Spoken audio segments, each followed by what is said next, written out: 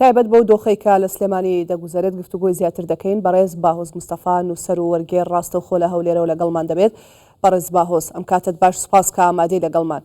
ئەوەی لە سلێمانی دەگوزارێت لای تۆ چ خوێندنەوەیەکی بۆ دەکرێت؟ بەڵێ بەڕاستی ئێمە وەکو نووسەر و ڕۆشنبیران چ لە هەولێر چ لە هەرێمی کوردستان بەگشتی لە دوای ئەو ڕووداوە بەیانێکمان بڵاو کردەوە کە ناوی زیاتر لە 300 نووسەر و ڕۆشنبیری تێدایە بۆ بەرگریکردن لە ڕۆشنبیری و لە ڕۆشنبیران و هەروە لە هەموو ئەو بنکە و ڕێکخراوانەی کە کاری ڕۆشنبیری و کولتوری دەکەن. خۆتان دەزانن لە هەموو وڵاتێک بۆ بەرەو پێشچوونی کۆمەلگایەکان زیاتر لایەنی کولتوری پەرەی پێدەدرێ و هەروە ڕۆشنبیران بە ئازادانە بیر و خۆیان دەردەبڕن. بە تایبەتی لە سلێمانی کە هەمومان دەزانین لە کاتی دروستبوونیەوە کە بەر لە 200 ساڵ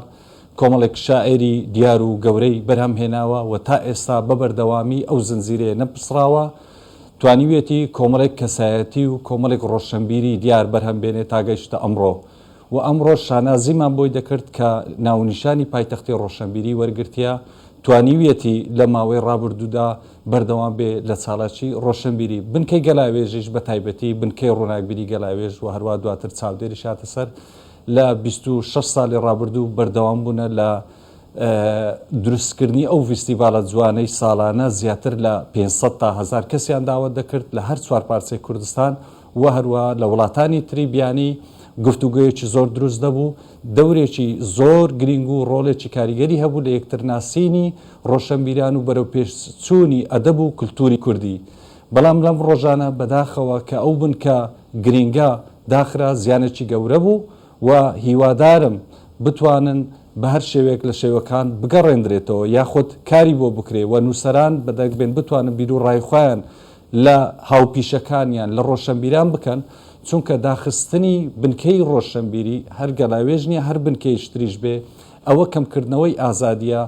نەمانی دیموکراتیە خۆمان دەزانین یاخود هەموو ئەو برادرانەی کە ئەو کارانە دەکەن دەبێت لەوە بزانن وڵاتی دیموکراتی ناونیشانی دیموکراتی هەر هەرێمە هەر وڵاتێک وەری بگرێ واتە دەربڕینی بیر و ئازاد ژیانی ئازاد و دەبێ کۆمەڵانی خەڵک بتوانن بیر و ڕای خۆیان بە ئازادی دەرببڕن. بەڵام داخستنی بنکەی گەلاوێژ لەم ڕۆژگارەدا و بە تایبەتی لە شاری سلێمانی زیانێکی زۆر گەورەیە پاشەکشەیەکی گەورەیە لە دیموکراسی کە ئەتو نەتوانی قبولی بەرامبەرەکەت بکەیت کە بیر و ڕایەکی جیاوازی هەیە.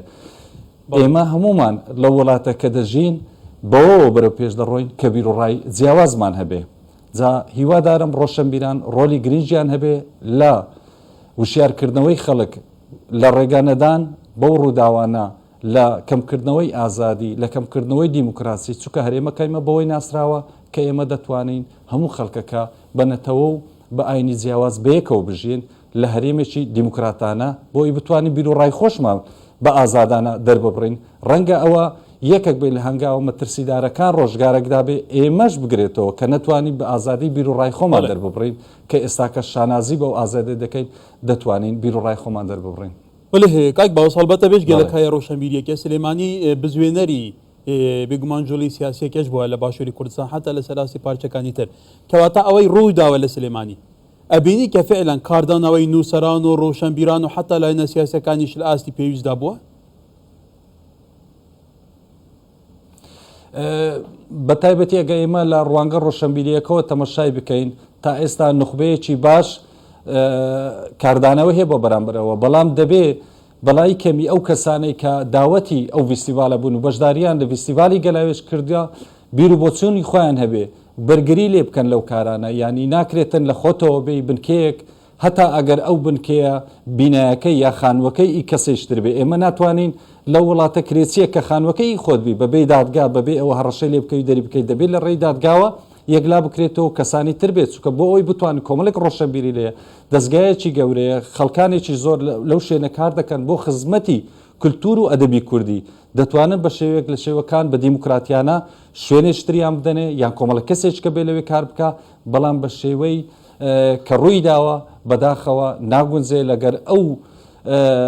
شێوازەیە لە هەرێمی کوردستان کە هەرێمێکی دیموکرات ناسراوە بە تایبەتی سلێمانی کە پایتەختی ڕۆشنبیریە و خەڵکانێکی دیموکرات و خەڵکانێکی ڕۆشنبیری لێیە کۆمەڵێک هێز و لایەنی سیاسی جیاجیای لێ دەبێ ئەوانە بەرگری لەو بنکەی بکەن. بەڕێز باهۆس پێتان وایە ئەمەی کە ئێستا ڕووی داوە بەرمەبنای لاوازی لە هەڵوێستی ڕۆشنبیران بەبێ جیاوازی لە هەرێمی کوردستان، چونکە زۆر جار لە کۆڕ و کۆبوونەوەکانە گوێبیستی ئەوە دەبین کە دەڵێ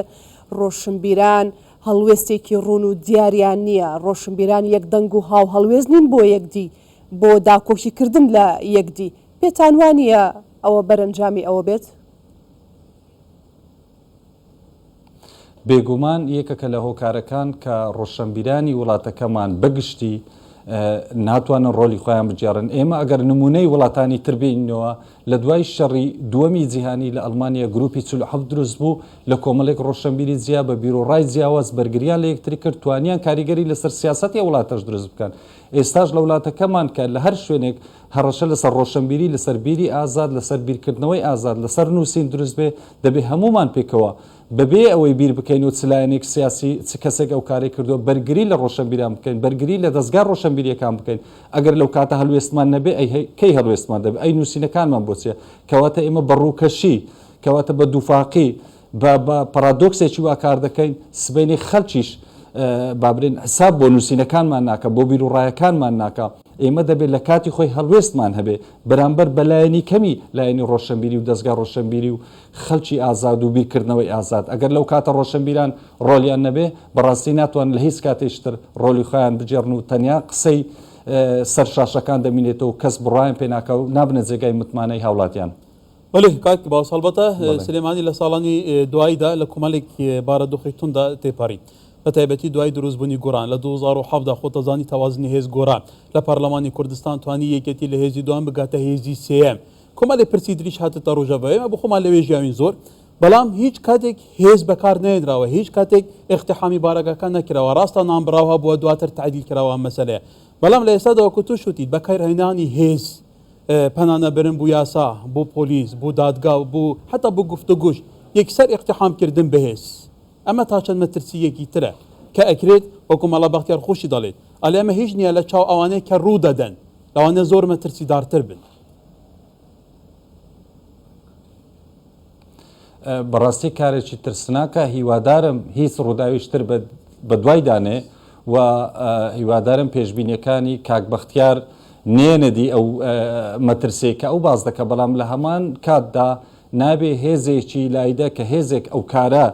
کاری وی نەبێ. ئێمە پۆلیسمان هەیە، ئاسایشمان هەیە لە وڵاتی خۆمان، دەبێت لە ڕێگای دادگاوە بابەتەکان یەکلا بکرێتەوە. بێگومان لە وڵاتی دیموکراتی جێگای ئەوە نییە لە ناکاو خەڵک بەسەریدا بدرێ و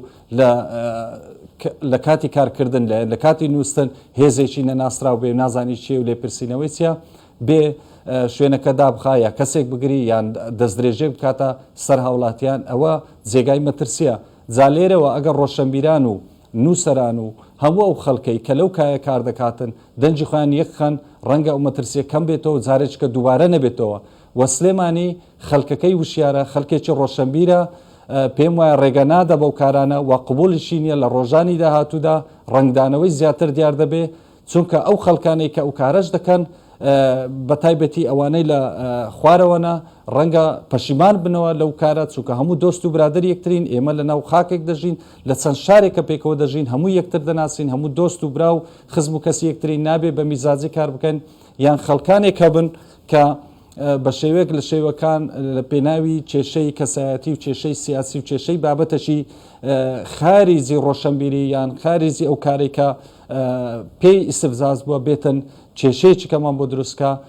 پێم وایە هەموو خەڵکی کوردستان و بە تایبەتی سلێمانی ڕێگر بن لەو کارانە بۆ ئەوەی ڕووداوی خراپتر و مەترسیدارتر نێنە پێشەوە، بتوانین ئەو ئازادیەی کە لە 30 ساڵی ڕابردوودا بۆمان هاتە پێش ئەو هەموو شەهیدەمان داوە بتوانین بیپارێزین و لە زیاتی ئەوەی ئازادی بەرەو پێشەوە بین، دیموکراتی بەرەو پێشە بین، نەگەڕێینەوە دووە. بەداخەوە ینی ئەوە ڕوویداوە و هیوادارم ڕێگانە درێ و نووسەران یەکدەنگ بن و هەمویان بەیەکەوە دەنگکەر بڕن دژی ئەو جۆرە کارانە. بەڵێ بەڕێز باوس مستەفا نویسکار و وەرگێر لە هەولێری گەلمە بوو، گەلێک سوپاس.